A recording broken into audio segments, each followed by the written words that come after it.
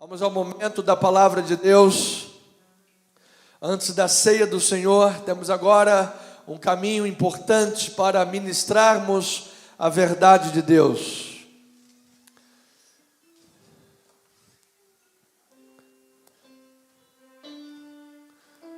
O tema desta manhã, Glória in excelsis Deo.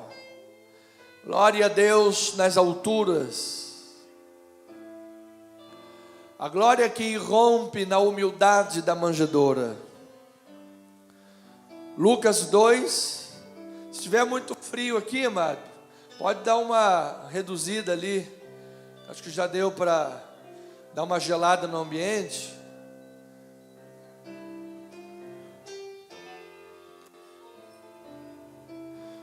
Lucas 2, versículos 8 a 14. Diz a palavra maravilhosa do Pai. Havia naquela mesma região pastores que viviam nos campos e guardavam seu rebanho durante as vigílias da noite. E um anjo do Senhor desceu aonde eles estavam, e a glória do Senhor brilhou ao redor deles. E ficaram tomados de grande temor. O anjo, porém, lhes disse: não temais, eis aqui vos trago boa nova de grande alegria, que o será para todo o povo. Todo o povo. É que hoje vos nasceu na cidade de Davi o Salvador, que é Cristo o Senhor. E isto vos servirá de sinal: encontrareis uma criança envolta em faixas e deitada em manjedoura. E subitamente apareceu com o anjo uma multidão da milícia celestial, louvando a Deus e dizendo: glória a Deus nas maiores alturas, e paz na terra entre os homens a quem Ele quer bem. Diga glória a Deus, por favor. Vamos orar a Deus, que esta palavra abençoe ricamente a tua vida, as nossas vidas, em nome de Jesus.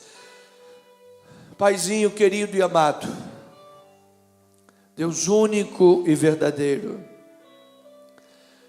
a tua glória foi manifestada em Cristo Jesus. Isso gerou o louvor dos anjos, o cântico dos homens, os astros, o mundo, a terra se alegrou, porque foi a grande notícia. Deus decretou por sua misericórdia, Deus decretou por sua graça, para alcançar perdidos e pecadores, alcançar doentes e até mortos, como estávamos todos nós em delitos e pecados. Mas aprove o Senhor em Cristo, pela boa nova do Evangelho, resgatar, restaurar, salvar, santificar, glorificar. Portanto, Pai, o que está diante de nós é excelente, é sublime. Nenhum historiador ou roteirista de Hollywood poderia imaginar algo tão tremendo quanto o Deus que se fez carne em Cristo Jesus.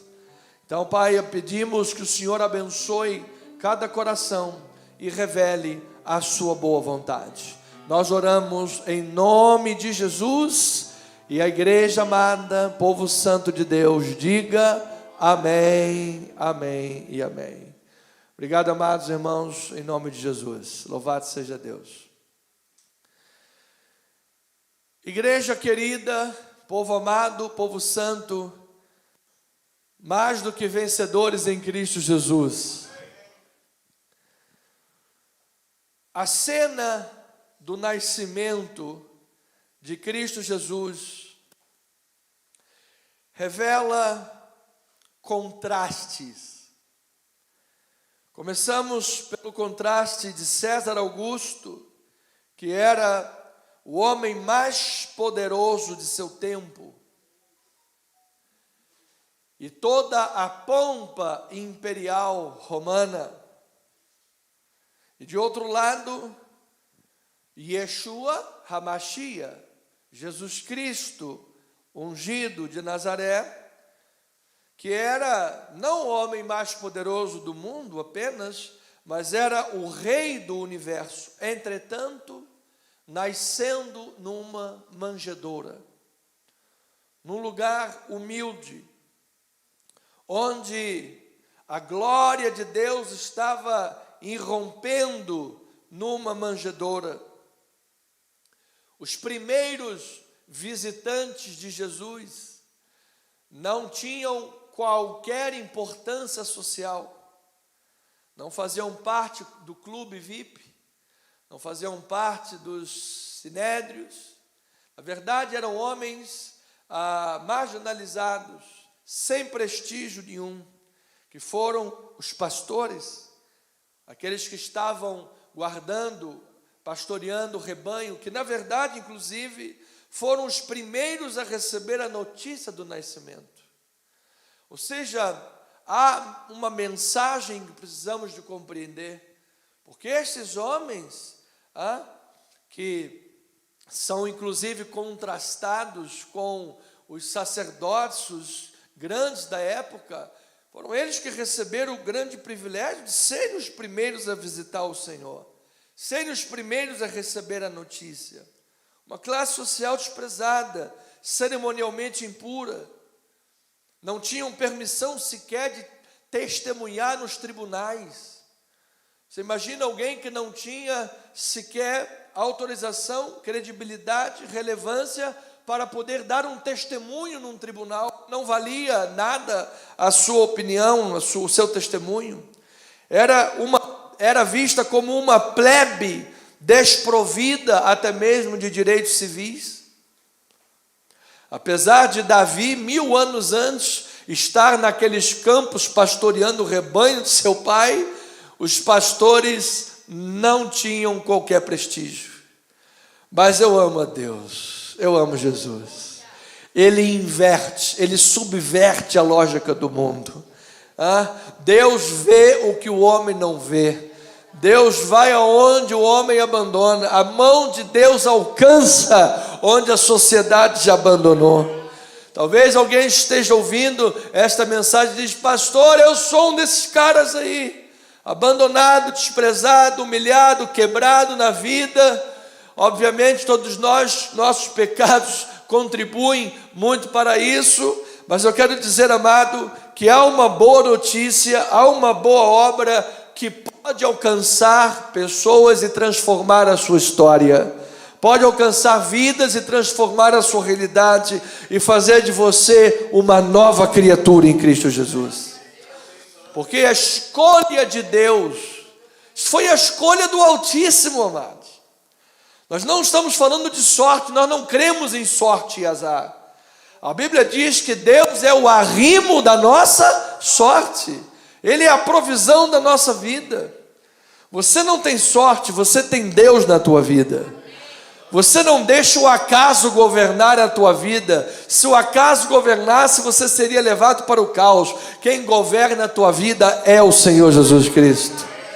É Ele que está no controle de todas as coisas. Então, foi uma escolha de um Deus soberano revelar o nascimento de Salvador a esses homens simples, humildes, em vez de sacerdotes, em vez de reis, em vez de estar no centro do poder religioso em Jerusalém, ou o centro do poder militar em Roma. Ele vai aos campos, na região de Belém, aos humildes, desprezados, aos pequenos, a plebe, e diz assim: olha aqui, a maior notícia do universo está de primeira mão para vocês. Nasceu o Salvador Jesus Cristo, Senhor dos Senhores. Aleluia!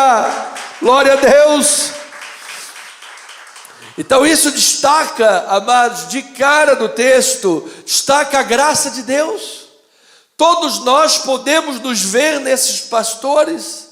Todos nós, irmãos, carregamos nossos pecados, nossos erros, temos um histórico em que erramos muitas vezes na vida, pecamos muitas vezes, erramos o alvo, que é original da palavra pecado. Quantas foram as vezes que você e eu erramos o alvo?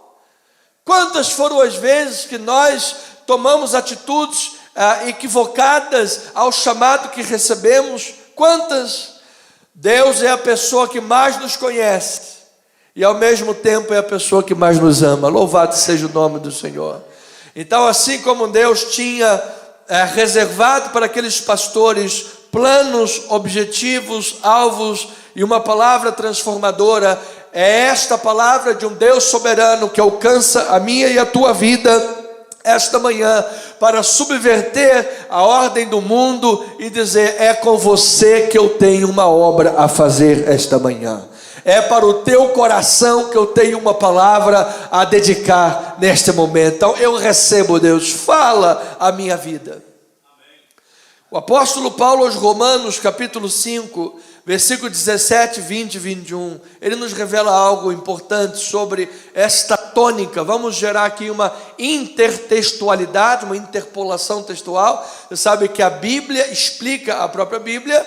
Então veja lá, leia comigo, diz assim: se pela ofensa de um e por meio de um só reinou a morte, muito mais os que recebem a abundância da graça e o dom da justiça reinarão em vida por meio de um só, a saber, Jesus Cristo.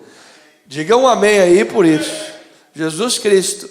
Aí ele diz: sobreveio a lei para que avultasse a ofensa, mas onde abundou o pecado, onde abundou o desprezo, onde abundou a nossa ignomínia, onde abundou, você sabe, nós mesmos, onde abundamos lá no pecado, ele diz que superabundou a graça de Deus, a fim de que, como o pecado reinou pela morte, assim também reinasse a graça pela justiça, que começa no nascimento de Jesus, para a vida eterna, mediante Jesus Cristo, nosso Senhor. Então Jesus Cristo é o teu Senhor, Ele é o teu Salvador. Então a graça de Deus reina na tua vida pela justiça de Cristo. Boa notícia para a igreja: naquele nascimento, pela obra de Jesus, já não mais reina a morte sobre nós, já não mais reina a obscuridade sobre nós, já não estamos mais debaixo das prisões do pecado, ou das prisões do mundo e de seus rótulos e de seus conceitos. Você sabe quem você é diante de Deus, não pelo que o mundo ou pelo que Satanás diz para você. Você conhece a tua posição, porque Jesus nasceu na tua vida. A justiça chegou ao teu coração, e pela justiça eu quero declarar que Ele é o Rei de Reis, que Ele é o Senhor de Senhores, que Ele é o pastor das ovelhas nesta manhã.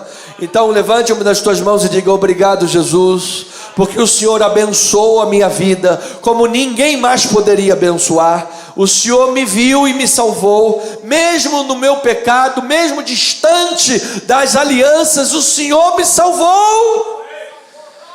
Então, ovelhinha amada, nós poderíamos já de antemão dizer assim: pelo nascimento, obra e justiça de Cristo, a graça de Deus nos alcançou, e onde a graça de Deus alcança, ela é a sua superabundância sobre a obra do pecado. Ou seja, nós não somos vistos por Deus por qualquer histórico do pecado, nós não somos vistos por Deus por qualquer marca do pecado. Nós temos uma marca em nós que é mais profunda e relevante do que a marca do pecado. Você sabe qual é? É o selo do Espírito Santo em nossa vida. Você tem valor para Deus, amado? Ou seja, Deus fez uma obra tão maravilhosa de graça e disse assim: olha, eu fiz essa obra, e agora eu vou perder essa obra? Não, porque se eu deixar essa obra tão linda e maravilhosa do jeito que está, o maligno vai fazer o quê? Vai roubar. A gente já não tem essa experiência no Rio de Janeiro, muitas vezes. O cara não pode ter nada. Sai com o anel, é roubado. Sai com o relógio, é roubado. Uma coisa de valor, só a misericórdia de Deus. Então você imagina uma coisa tão preciosa quanto é a obra de Deus na tua vida perante o maligno, que é o maior ladrão que existe. É verdade. Eu sei que eles têm uns projetos aí que estão quase chegando perto dele lá. Mas o maligno ainda é o maior ladrão. Então, para que essa obra não fosse perdida, ele deixou o penhor do Espírito Santo para o resgate da sua propriedade. Ou seja, o Espírito está depositado na tua vida e até o último dia você está seguro e serás resgatado para toda a eternidade com Jesus. Isto é graça de Deus, irmão. Vamos adorar o Senhor. Isto é graça de Deus. Isto é obra que começa no nascimento de Jesus. Então, o nascimento de Cristo foi um milagre. Foi um milagre. Foi uma boa nova. Foi a encarnação de Deus. A vinda do Filho de Deus, Pai, Filho e Espírito Santo. Era verdadeiramente Deus e verdadeiramente homem. Jesus Cristo veio do céu para a terra sem deixar de ser Deus, e na ascensão voltou da terra para o céu sem deixar de ser homem. Ou seja, Deus entende perfeitamente as nossas lágrimas, o nosso luto e as nossas dores em quem? Em Cristo Jesus. Porque Cristo tem um louvor que eu amo. Ele diz que Jesus é o amigo que eu encontrei, me surpreendeu. Ele se fez homem, ele sofreu como nós, ele passou no deserto, ele foi tentado. Amado, Jesus verdadeiramente foi tentado. Pastor, mas Jesus podia ser tentado? Claro, ele estava verdadeiramente humano, era 100% homem. Obviamente, pelo poder divino e o poder de Deus na sua vida, ele nunca pecou, porque senão teria pecado. Mas ele pôde e foi tentado, mas ele venceu todas as coisas. E venceu por você e por mim. Louvado seja o nome do Senhor. E assim, em Cristo, ele atende às maiores necessidades humanas. Quais são? O novo nascimento e a salvação eterna de uma pessoa. João capítulo 1, versículos 1 a 5, 11, 14, diz a palavra: no princípio era o verbo. Esse versículo destrói os unicistas. Unicistas são aquele grupo de heréticos, modalistas, sabelianistas, que dizem que Deus é apenas uma pessoa que se manifestou em três. Ou seja, lá atrás ele disse: eu sou o Pai. No Novo Testamento ele diz: agora eu sou o Filho. Agora depois eu tiro a máscara do Filho, agora eu sou o Espírito Santo. Isso é uma heresia. Ele não é um que se manifestou em três. Ele é três em um. Ponto. Como é que isso é possível, pastor? Não sei e ninguém sabe. Mas é o que a Bíblia diz. Ele é Pai, Filho e Espírito Santo. Jesus, quando estava no batismo, o que é que veio lá de cima? Veio a voz do Pai e a pomba. A voz do Pai lá de cima: este é meu Filho amado. Se ele tivesse lá uma figura, eu sou o Pai, agora eu sou o Filho. Se ele agora é o Filho, então o Pai já não existe mais. Não é verdade? Então o Pai evaporou. Quem foi que morreu na cruz? Foi o Pai ou o Espírito Santo? Nenhum dos dois. Quem morreu na cruz foi o Filho, foi Jesus Cristo. Então esse versículo destrói essa heresia, porque ele diz assim: no princípio era o verbo, e o verbo estava com Deus, e ao mesmo tempo o verbo era Deus. Ao mesmo tempo estava e ao mesmo tempo era Deus. E aí ele diz, versículo adiante: e ele estava no princípio com Deus. Todas as coisas foram feitas por intermédio dele, e sem ele nada do que foi feito se fez. A vida estava nele e a vida era a luz dos homens. A luz resplandece nas trevas, e as trevas, eu profetizo e recebo, não prevaleceram contra ela. Todas as armas forjadas contra Jesus caíram por terra. Todas as tentações de Satanás foram destruídas pela palavra. Jesus está na tua vida, ovelhinha amada. Eu declaro o poder de Cristo na tua vida nesta manhã. Você vai ter uma semana poderosa pelo Espírito Santo. Você vai ter uma semana debaixo da autoridade do Espírito Santo. Você não vai sair da igreja para viver uma semana na tua força nem no teu braço. Você vai no poder da luz que está na tua vida. E esta luz vai dissipar todas as trevas. Porque Deus é maior. Diga aí, amado, Deus é maior. Eu sei em quem eu tenho crido. Aí ele diz, versículos 11 e 14: veio para o que era seu, o povo judeu, e os seus não o receberam. Plano de Deus. Foi o que nós estudamos aqui no livro de Romanos. Deus permitiu esse endurecimento de Israel. Para quê? Para que os gentios tenham vez. Agora não te glories, ó gentio, porque muitos de nós estão sendo endurecidos. Para quê?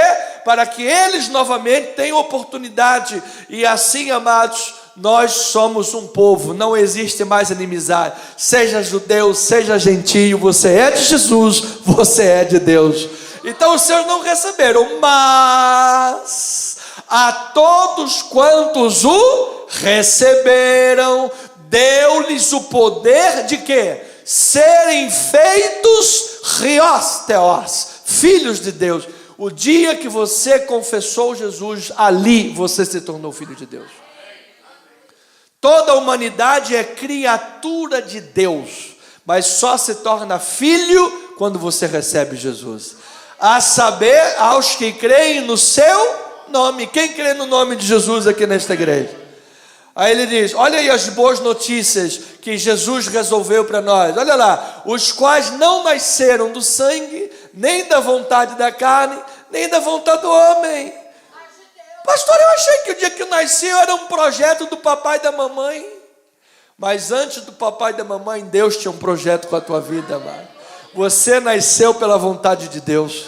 Diga isso para o teu irmão, para ele se sentir feliz. Diga, irmão, você nasceu pela vontade de Deus. Você nasceu pela vontade de Deus. Você é projeto de Deus, amado. Oh, glória. Diga aí um aleluia, amado. Diga com fé, diga assim, eu creio. Eu sou um projeto de Deus. Eu nasci pela vontade de Deus.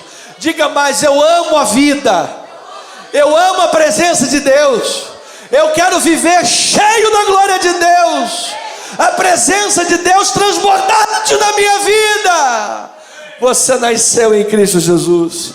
E aí ele diz ainda um pouquinho mais. E o verbo, aquele verbo que no princípio estava com Deus e era Deus, e o verbo se fez carne e habitou entre nós, cheio de graça e de verdade, e vimos a sua glória, glória como do unigênito do Pai. Oh, santo é o Senhor. Você vê Hollywood trabalhando lá com aquela coisa de deuses que vem aqui, e tem o Pão Sedom, e tem os deuses que se fazem carne e tudo mais, amado, tudo tentando pegar uma palhinha no que a Bíblia diz. Eu vou lhe dizer, amado, essa é a maior história poderosa. Sabe por quê? Porque Deus é o Senhor dos céus, Ele é o Senhor da terra, Ele criou os astros, criou o universo, Ele deu nome a todas as estrelas, Ele tem as águas nas palmas das suas mãos, Ele conhece tudo, Ele é soberano, Ele é onipotente, Ele é onisciente, onipresente, e Ele se fez homem em Cristo Jesus. Ele se fez carne e vimos a sua glória. Ele nos deu um nascimento. Amado, sem o nascimento de Cristo Jesus, em Cristo nós não teríamos chance, não teríamos vez. Nós não poderíamos chegar na porta do céu, pau, meter o pé na porta, sair entrando, olha, eu tenho direito de estar aqui, porque afinal você sabe que eu sou uma pessoa boa. Todos nós já nascemos em pecado. Todos nós estávamos mortos sem delitos e pecados, sem justiça própria. Mas pelo nascimento, obra, vida e salvação em Cristo Jesus, há um lugar na eternidade. Aquele que não teve lugar na hospedaria em Belém, ele voltou ao céu para preparar lugar para cada um de nós. Louvado seja o nome do Senhor Jesus. Olha o grande presente de Deus em capítulo 3, versículo 16. Porque Deus amou ao mundo de tal maneira que deu o seu Filho unigênito, para que todo que nele crê não pereça, mas tenha a vida eterna. Que versículo lindo, amado. Amado, você nunca vai morrer. Diga glória a Deus por isso. O dia que esses olhinhos se fecharem, amado, você vai abrir os olhos diante da glória de Deus. Você imagina lá, oh Jesus, aperta a mão aí, Jesus. Há um espaço de braço assim, perante a glória do Senhor. Meu amado, olha, você é uma pessoa muito abençoada, meu amado.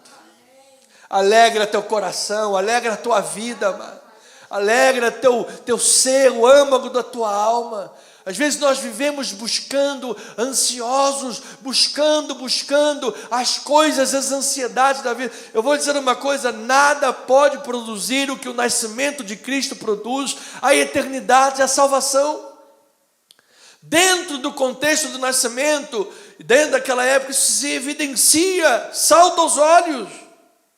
Por quê? Porque além das luzes e além das celebrações do Natal, reside nessa história da salvação, nessa história do nascimento de Cristo Jesus, reside uma reflexão que precisamos pensar hoje. Qual? O nascimento de Jesus foi o ponto central da história que nos permite entender que o eterno invadiu o tempo presente, o Deus transcendente se fez imanente, foi tocado por pessoas de forma humilde, de forma surpreendente, desafiando as nossas expectativas e para produzir uma obra que ninguém mais poderia fazê-la. Há um autor brasileiro que diz que nunca alguém tão grande se fez tão pequeno para tornar grandes os pequenos. E é verdade. Aquele que é o único soberano se fez homem para fazer de nós pequenos pastores do campo, pessoas relevantes e abençoadas aos olhos de Deus. Não deixe o mundo rotular você. Não deixe as crises gerarem crise de identidade na tua vida. Não deixe os problemas deste mundo roubarem a tua alegria, porque o Altíssimo Deus decretou: você é um abençoado. Eu te dou boas novas de grande alegria. Paz entre os homens a quem Ele quer bem. Louvado seja. Então, irmãos, nós vamos hoje, em continuidade do texto, não apenas recordar um evento do passado, o nascimento do Jesus histórico, conhecido como Jesus de Nazaré, porque lá ele cresceu, nascido em Belém. Mas nós vamos extrair verdades perenes, verdades eternas. Nós não vamos, com o estudo de caso do nascimento de Jesus e o louvor dos anjos, ficar no passado em Jerusalém, mas nós vamos entender obras de Deus eternas que transformam a nossa fé, a nossa compreensão do plano de Deus, a glória celestial do Senhor Altíssimo irrompendo o nosso cotidiano, irrompendo o nosso dia a dia. O momento que você vai tomar café, o momento do almoço, o momento da celebração em família, o momento que você está caminhando na beira da praia, amado, tudo Deus está presente em cada passo da tua vida, amado. Jesus mostra na humildade em que ele nasceu, propósitos, e mostra que com Deus é que está a verdadeira glória, não com as coisas do mundo. A pessoa pode ganhar o mundo inteiro, se perdeu a sua alma, perdeu tudo. As pessoas no mundo no mundo atual, trocam os seus princípios, trocam os seus valores, negociam com o diabo em troca de bens, fazem pacto com o diabo para poder ganhar fama e dinheiro e perdem a sua alma, perdem a sua vida. Jesus nasce na manjedoura, Jesus nasce na mais tremenda humildade e nos mostra a cada um de nós em Cristo Jesus que o mais importante neste mundo é ter o novo nascimento e a salvação, a presença desse Jesus na tua vida. Então eu quero lhe dizer, meu amado, já põe na tua cabeça, no teu coração, você é uma pessoa feliz, você é uma pessoa bem-aventurada, a tua alma encontra satisfação na pessoa, vida e obra de Jesus Cristo. Na linguagem de Paulo, somos o que somos pela graça de Deus. E ele disse através de Lucas, que Lucas já vai abrangendo essa obra, saindo da Judeia. Lucas faz um registro que ninguém mais fez. Ele disse, olha, esta boa nova é para todo o povo. Está lá você, estou eu. Diga glória a Deus por isso. Então, o Messias nasceu em circunstâncias humildes. Pastor, resuma toda a mensagem numa frase, é essa.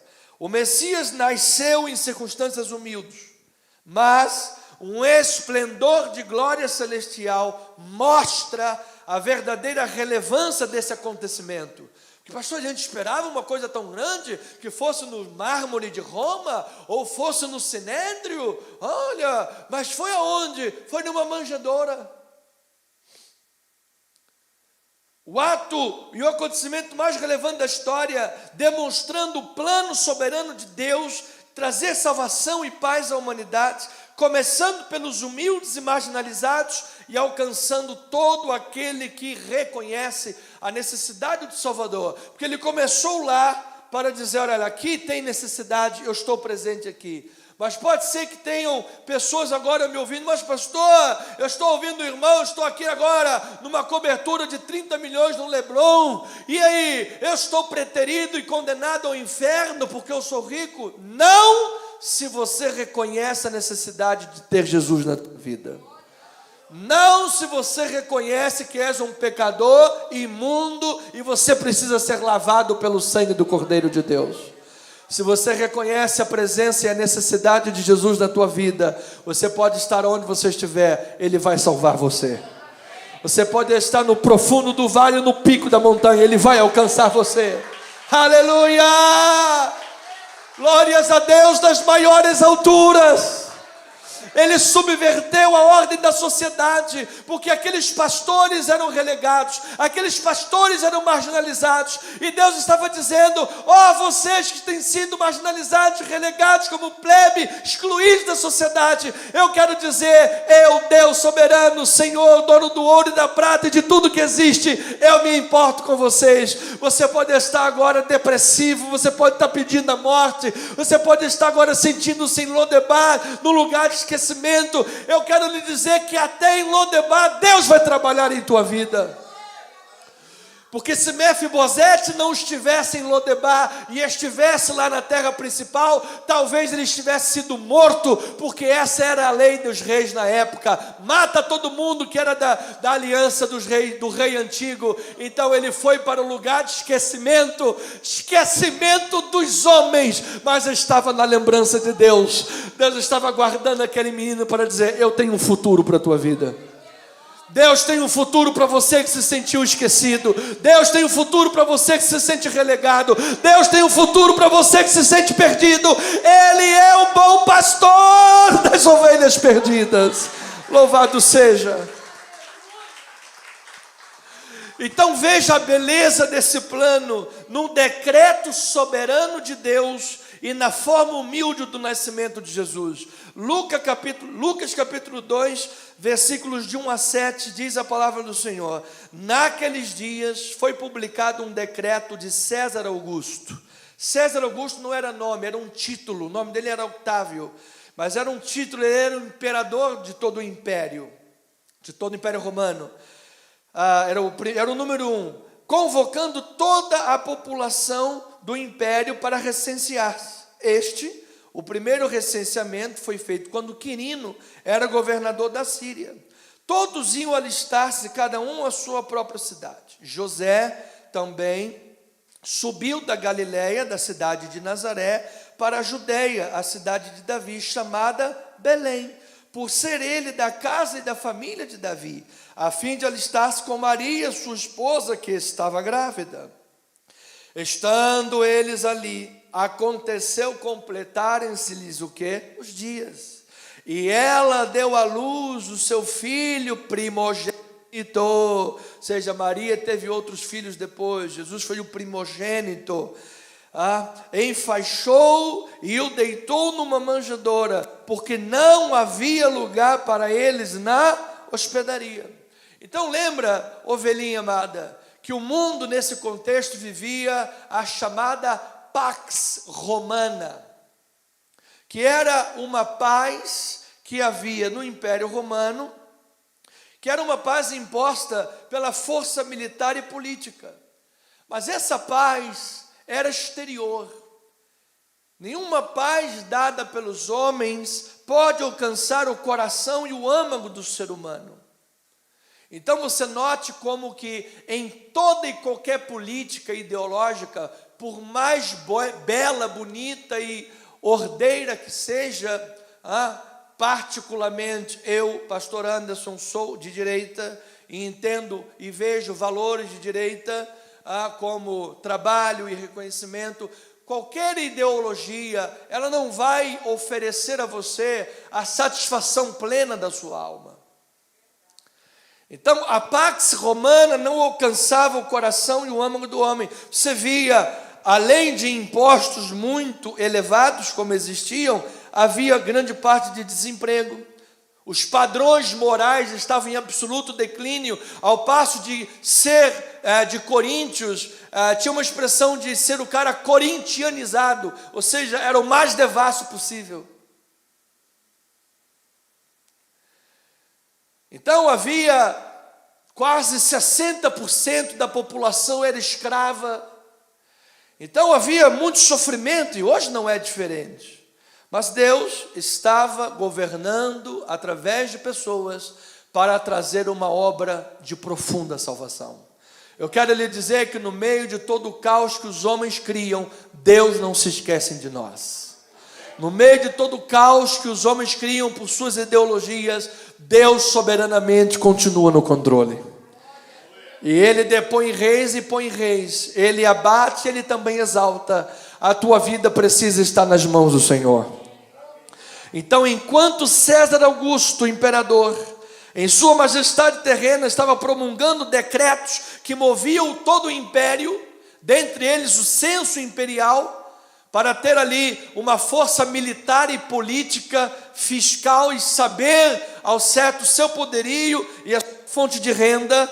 Na verdade, era o decreto divino, silencioso e soberano, por trás de César Augusto, que estava orquestrando cada detalhe daquele censo. Para quê? Para que o Messias Jesus, Rei dos Reis, nascesse no lugar certo, no tempo certo, na hora exata, evidenciando que era Deus e não o imperador César Augusto que estava no controle da história.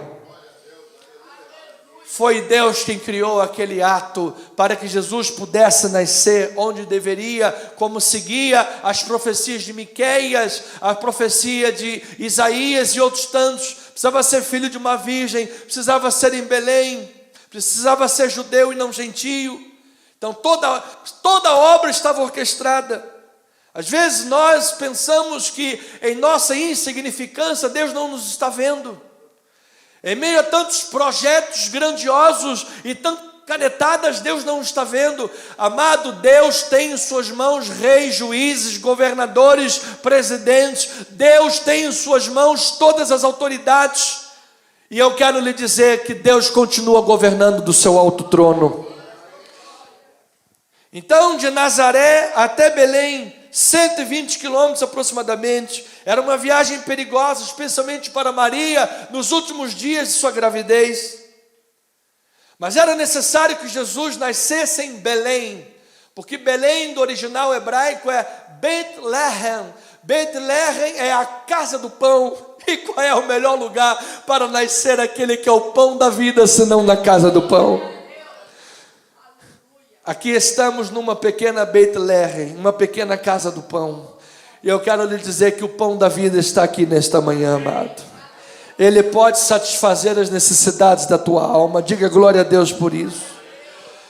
Jesus nasceu num local reservado para animais e não em palácios, sublinhando a humildade e a acessibilidade da pessoa de Jesus. Um golpe nos Césares, um golpe na pompa imperial, um golpe na pirâmide ascendente do mundo e da glória do império, um golpe fatal, e dizendo: eu estou presente na vida dos pequenos e dos humildes. Eu e você estamos aqui esta manhã dizendo: Senhor, faz morada em nossa vida. Rei dos reis, habita e transborda em meu coração. Deus se revelou, portanto, de modo inesperado, usando a humildade da manjedoura como palco para o maior evento da história. Então eu quero profetizar para mim e para a tua vida esta manhã, amado, que o pão da vida satisfaça os anseios da tua alma. O que a Pax Romana não conseguiu fazer pelos romanos, o que as ideologias humanas nunca conseguiram e nunca conseguirão fazer pela humanidade, porque é utopia. Enquanto houver mundo, haverá pecado e haverão lágrimas, mas no meio desses pecados e lágrimas, no meio desses caminhos tortuosos, Jesus nasceu. Jesus nasceu. É uma boa notícia para você e para mim. Paz na tua vida, amada, em Cristo Jesus. Uma paz que vai além do que os homens podem oferecer. É a paz que excede todo entendimento. Veja o que o livro de João diz sobre o pão da vida. Capítulo 6. Trabalhai, não pela comida que perece, mas pela que subsiste para a vida eterna, a qual o Filho do Homem vos dará. Porque Deus o Pai o confirmou com o seu selo. Jesus está dizendo: eu tenho plena autoridade e validação pelo mandato recebido do Pai para oferecer a vocês o que os homens não podem, a vida eterna. Você recebe Jesus na tua vida, você tem, crê em Jesus, então é para você. Ele diz: dirigiram-se, pois, a ele perguntando: que faremos para realizar as obras de Deus? Respondeu Jesus: a obra de Deus é esta, que creiais naquele que por ele foi enviado. Creia em Jesus, creia na palavra.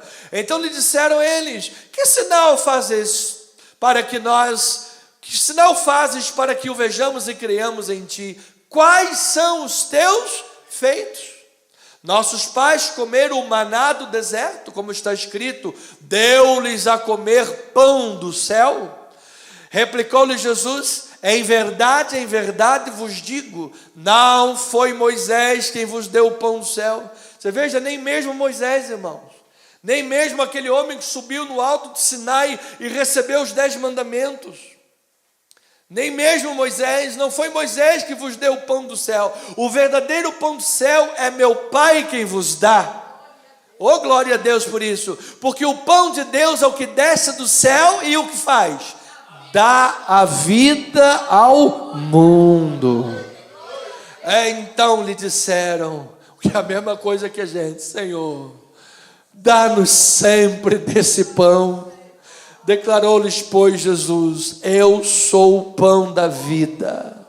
O que vem a mim jamais terá fome, e o que crê em mim jamais terá sede. Louvado seja o Senhor. Desde que nasce, o homem tem muitos anseios, anseios legítimos. Ansiamos pela paz, ansiamos pela verdade, ninguém gosta de viver na mentira. Ansiamos pela liberdade, que é um dos bens mais preciosos que nós temos. Temos muitos anseios. Um dos anseios mais importantes para o nosso psiquismo é o sentimento de pertença, sentir-se parte de algo, sentir-se pertencimento de alguma coisa. Pois bem, amado, o pão da vida está aqui para dizer: você é propriedade exclusiva de Deus. O pão da vida está aqui para dizer: se pois o Filho vos libertar, verdadeiramente sereis livres. O pão da vida está aqui para dizer: vinde a mim, vocês que estão cansados e sobrecarregados, e eu vos aliviarei. Tomai sobre vós o meu jugo, o meu fardo, aprendei de mim, que sou manso e humilde de coração, e achareis descanso para a vossa alma. Eu recebo, diga, eu recebo esse descanso, essa paz, fardo leve, jugo suave na minha vida. O pão da vida está aqui para dizer: aquele que tem sede, venha a mim e beba, e do seu interior fluirão rios de água viva. Coisas que só o pão da vida, nascido, cumprindo as profecias que diziam respeito na casa do pão, só ele poderia fazer, o que mais ninguém. Então estava lá o César Augusto decretando um recenseamento, o poderoso dos homens, mas estava debaixo do poderoso Rei dos Reis, porque estava nascendo o pão da vida para gerar salvação. Estava nascendo o pão da vida para dar a verdadeira paz. E quando o texto fala que não havia lugar na hospedaria, esse não haver lugar na hospedaria não era necessariamente um ato de crueldade. Lembra, amada ovelha, que havia um censo. As pessoas estavam voltando para a sua cidade natal. A cidade estava fervilhando. Os quartos todos estavam ocupados.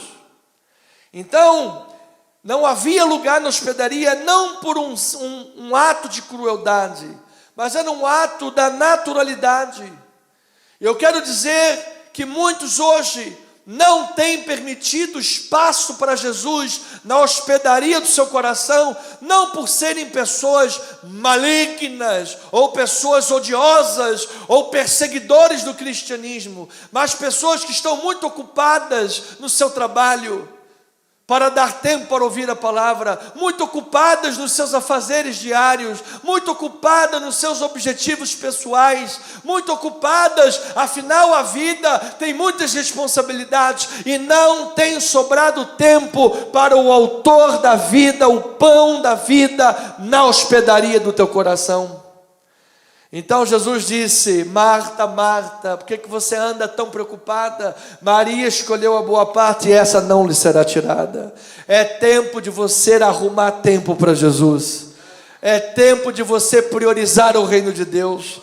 É tempo de você dizer sim para a oração, sim para a adoração, sim para testemunhar Jesus, sim para dizer: Senhor, faz morada na minha vida. Então, por trás do decreto de César, era Deus abençoando a humanidade. Depois você veja o anúncio celestial aos humildes, versículos 8 a 11, diz a palavra do Senhor: havia naquela mesma região de Belém, pastores que viviam nos campos e guardavam o seu rebanho durante a vigília da noite. Um anjo do Senhor desceu aonde eles estavam, e a glória do Senhor brilhou ao redor deles, e ficaram tomados de grande temor. O anjo, porém, lhes disse: não temais, eis aqui vos trago boa nova de grande alegria, que o será para todo o povo. É que hoje vos nasceu na cidade de Davi o Salvador, que é Cristo o Senhor. Então a notícia mais espetacular da história estava sendo dada por Deus, pelos anjos do Senhor, àqueles homens. Era boa nova que transcende a salvação política, material, e foca sobretudo na libertação do pecado e a redenção moral e espiritual. E eu quero declarar a minha vida e a tua, amado, que Jesus Cristo nos salvou, nos lavou e nos remiu de todo o nosso pecado. A escolha de Deus por revelar isso aos seus primeiros receptores da mensagem, os pastores, é algo profundamente significativo. Esses homens, como falei, eram desprezados do mundo, mas Deus virou a mesa e escolheu-os para ouvir e serem os primeiros testemunhos dessa notícia, virando hoje essa mesa de valores do mundo, mostrando graça e salvação para todos aqueles que nele crerem. Ou seja, há chance de Deus para a tua vida. Alguém pode estar dizendo: pastor, o meu caso é que eu não fui rejeitado, não. O meu caso não é que eu fui relegado, não. O meu caso é que eu sempre fui um pecador vil da pior espécie. Eu sempre fui um homem maldoso, um homem perigoso. Será que há chance ainda para a minha vida? Olha, se houve chance para Paulo, perseguidor da igreja, há chance para você. Se houve chance para aquele bandido na cruz, 45 minutos, segundo tempo, um dos piores que estava na cruz, crucificado, há chance para a tua vida também, ovelhinha amada. Se Jesus virou a mesa e alcançando aqueles pastores relegados, hoje Ele pode alcançar a tua vida e salvar você. Receba esta palavra. Então essa notícia é de grande impacto e gera profundo louvor. Versículos 12 a 14. E isto vos servirá de sinal: encontrareis uma criança envolta em faixas e deitada em manjedoura. E subitamente apareceu com o anjo uma multidão da milícia celestial, fazendo o quê? Louvando a Deus e dizendo: glória a Deus das maiores alturas e paz na terra entre os homens a quem Ele, o Deus, quer bem. Deus quer o nosso bem.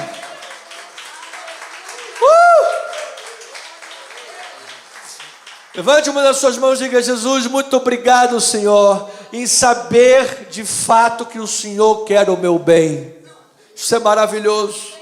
Às vezes, amada, a gente olha no espelho e a gente mesmo tem vontade de se esbofetear. É, não é?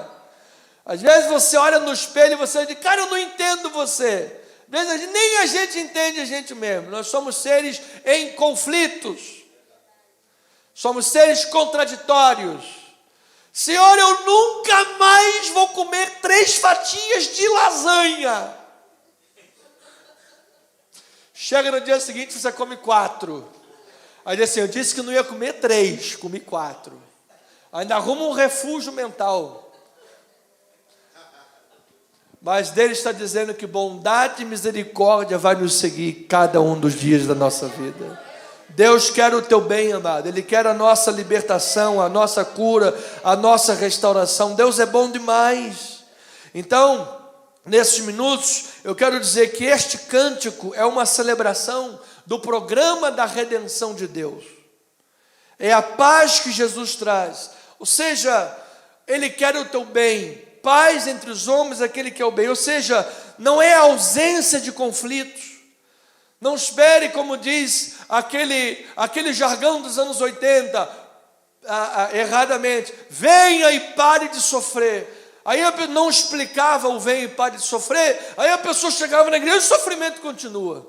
E a pessoa diz: mas eu acho que eu estou tacando pedra na cruz, eu acho que eu não estou sendo verdadeiro diante de Deus, porque parece que eu entrei para a igreja e o problema piorou. Eu estava lá no mundo, lá parece que Satanás estava me deixando em paz, que eu estava lá, sabe, e tudo mais. Agora que eu estou na igreja, é pedra de um lado, é problema do outro, é sei que. Deus de misericórdia, que pare de sofrer esse. Sim, amado, pare de sofrer na tua alma, porque a presença de Deus na tua vida te fortalece. Pare de sofrer de medo das coisas do mundo, porque maior é aquele que está em nós do que aquele que está no mundo. Pare de sofrer de medo com as ameaças do inimigo, porque ele é o enganador e o mentiroso. Mal nenhum, praga nenhuma, e a última palavra é do Senhor e Salvador Jesus. Ou você acha que você está perdido e abandonado no mundo? Você acha que você está aqui abandonado? Você acha que você é filho de chocadeira? Amado, nós somos filhos de Deus. A última palavra de Deus na tua e na minha vida vem do Senhor. E isso é bom como consolo para nós mesmos, porque o coração do homem, ele é corrupto, ele é desesperadamente corrupto. E diz a palavra do Senhor que o coração do homem pode fazer planos, mas a resposta certa vem de quem? Vem dos lábios do Senhor. Então levante a tua mão e diga: obrigado, Jesus, pela tua soberania, pelo teu poder. Então eu recebo esta paz na minha vida. Amado, paz, ovelhinha querida, não é ausência de conflito. Paz é segurança, é prosperidade na tua alma. Paz é o teu caráter sendo trabalhado por Deus. Apaixone-se pelo processo de se tornar cada dia mais imagem e semelhança do Senhor. Apaixone-se pelo processo de a cada dia se tornar melhor, cada dia se tornar mais santo, cada dia se tornar mais preparado, porque amanhã você será melhor do que hoje. Amanhã você estará mais preparado que hoje. Amanhã você verá mais a glória de Deus do que hoje. Por quê? Porque a fonte de Deus é inesgotável. Aleluia. Louvado seja o Senhor.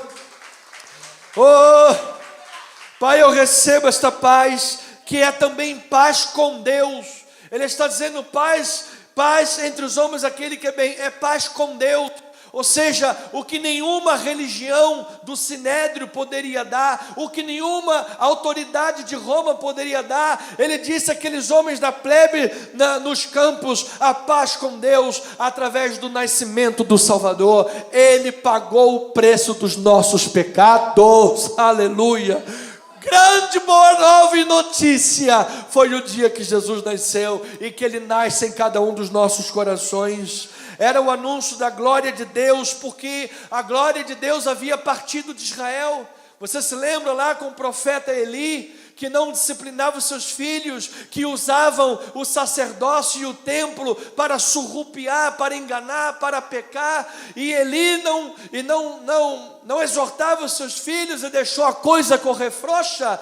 Aí vem a palavra do original hebraico, Icabod, foi-se a glória de Deus. Mas quando Jesus nasceu, João disse, e vimos a sua glória, glória como do unigênito do Pai. Então eu declaro a glória de Deus na tua vida nesta manhã. E a última parte da mensagem de hoje, agora versículo 15 e 16, ele diz, e ausentando-se deles os anjos para o céu, diziam os pastores uns aos outros, vamos até Belém, vamos lá, vejamos os acontecimentos que o Senhor nos deu a conhecer. E foram apressadamente, e acharam Maria e José, e a criança deitada numa manjedoura. Então esses pastores, movidos pela fé, foram apressadamente a Belém, encontraram Jesus, como o anjo descrevera. O verbo encontrar ou achar, ela denota do original grego uma acurada investigação. Aqueles homens varreram Belém inteiro até achar o Salvador Jesus, conforme os anjos lhe haviam dito. Então eu quero lhe dizer, amado, muitas das vezes há palavra de Deus para a nossa vida, há uma orientação de Deus para a nossa vida. E às vezes, pelo fato de haver uma orientação e uma palavra de Deus para a nossa vida, achamos que tudo vai ser fácil. Achamos que a coisa tem que acontecer tudo natural, chegou. Afinal é de Deus. Nunca foi assim na história. O reino de Deus é ganho na força, disse o Senhor Jesus. Nunca foi fácil para nenhum discípulo, nenhum apóstolo. A galeria da fé, aos olhos dos romancistas, é muito bonita. Amém, aleluia. Sempre, não vai ser só bonita, vai ser linda. Apesar de muito sangue, gente decapitada, gente queimada e gente morta, sim, sempre será linda. Sabe por quê? Porque todos eles foram recebidos em glória pelo Senhor e Salvador Jesus. Mas sempre houve muita luta, muita batalha, e esses homens numa acurada busca até chegar à pessoa de Jesus. Continue fazendo a tua parte, porque certamente Deus vai honrar a tua fé. Versículo 17 e 18, e vendo divulgar o que lhes tinha sido dito a respeito desse menino, todos os que ouviram se admiraram das coisas referidas pelos pastores. Ou seja, antes eram homens marginalizados, agora eram as primeiras testemunhas humanas do Salvador, para a glória de Deus. Você achava-se pequeno neste reino, você se achava pequeno no reino de Deus, pois Deus pode te fazer grande neste reino, amado. Ser um testemunha do Altíssimo Jesus. Olha o versículo 20, diz ainda sobre os pastores, ele diz, voltaram então os pastores glorificando e louvando a Deus por tudo que tinham ouvido e por tudo que tinham visto, testemunhado, como lhes fora anunciado. Ou seja, transformados, esses homens glorificaram a Deus. Esse encontro genuíno com Jesus, esse encontro com a mensagem genuína celestial, transformou a vida desses homens em verdadeiros adoradores e proclamadores do que tinham visto e ouvido. Esse sou eu, esse é você. Um adorador, diga, eu sou um adorador. Você também é um missionário, amado. Deus quer usar a tua boca, Deus quer usar o teu testemunho. Mas pastor, santo de casa não faz milagre. Santo do campo também não faz, como esses plebeus. Mas certamente todos aqueles que o ouviram, a plebe, todos esses que o ouviram se admiraram, porque é impossível ver e ouvir Jesus verdadeiramente e não ser impactado pela presença do Senhor. Você quer ser testemunha de Deus nesse mundo? Amado, você pode ser desprezado pelos homens. Você quer ser testemunha de Jesus nesse mundo? Você pode às vezes ser relegado aos campos, como foi Davi no anonimato, e esses pastores pela sociedade. Entretanto, você estará no centro da vontade de Deus, e a palavra que sair da tua boca sairá com poder diante dos homens para testemunhar e diante de Deus para adorar verdadeiramente. E o versículo 19, o último versículo desta manhã: Maria, porém, guardava todas essas palavras, fazendo o quê? Meditando-as no coração. Pois então, ovelhinha amada, eu termino dizendo que a reação de Maria, de ter tido uma profunda reflexão, de ponderar os mistérios de Deus, é um exemplo para nós, como cristãos em Jesus, que ao meditarmos na palavra, ao refletirmos na palavra de Deus, somos levados à obediência às obras do Senhor. Esta mulher não tinha necessidade de sair de Nazaré em direção a Belém, não tinha essa obrigação de José, mas ela foi porque ela estava debaixo de um plano de Deus. Eu vou lhe dizer uma coisa: você vai fazer muitas obras nesse mundo, não por mera obrigação, mas porque sabe que Deus tem um plano perfeito com a tua vida. Diga: eu recebo esta palavra. Assim sendo, ovelhinha amada, a história do nascimento de Jesus, do Natal, é um lembrete vívido da soberania de Deus, que usa tanto decretos imperiais quanto o humilde nascimento de Jesus para cumprir os seus propósitos eternos, ainda que nós não vejamos claramente, tanto num decreto de Augusto César, como isso poderia ser para a glória de Deus, ou nascendo uma manjedoura humilde, como isso pode ser para a glória de Deus? Como? Com a mensagem que nós ouvimos, podemos ter maior ideia. Sabes por quê? O que os teus olhos não viram, os teus ouvidos não ouviram, Deus está fazendo, Deus é soberano. Então somente creia. Jesus veio em humildade para nos libertar do pecado, estabelecer paz que restaura o nosso relacionamento com Ele. Assim, em Cristo, você é chamado, como foram os pastores e Maria, a meditar na palavra e responder com fé. E certamente a divulgação da palavra que sair pelos teus lábios vai sair com poder e glória, e muita gente terá o novo nascimento e a salvação através do teu testemunho e da tua instrumentalidade. Aos desprezados, aos pequeninos, aos humildes nas manjedouras, saibam que aquela manjedoura foi tornada o santo dos santos. Não importa o lugar onde você esteja ou a dificuldade que você enfrente, se a presença de Deus está lá, nascerá Jesus, nascerá planos de Deus, nascerá uma grande obra que levará as pessoas a dizer: glórias a Deus nas maiores alturas e paz entre os homens a quem Deus quer bem. Assim seja, assim diz o Senhor.